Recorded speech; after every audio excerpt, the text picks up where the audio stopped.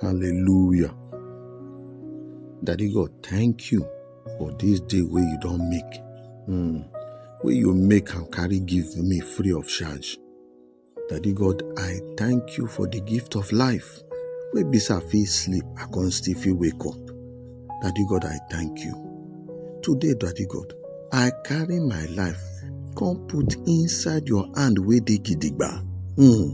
Daddy, make you keep me safe inside your presence. Make you cover me from every bad belle people and for every woundjo and everything where they dangerful.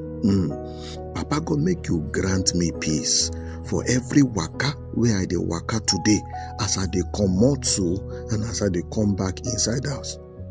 According to your word wey dey inside Psalm 27 for verse 5.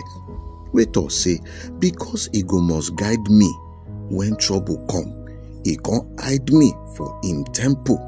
He go put me on top one high rock where nobody go fit touch me. Daddy, today, thank you, because I know say you go watch my back, you go protect me, you go cover me, so that bad belle people no go reach me. Thank you, because I know say you don't answer this my prayer. So in Jesus' name, I don't carry pray. Amen. If you like this prayer where I pray so, make you type amen for the comment section. God bless you.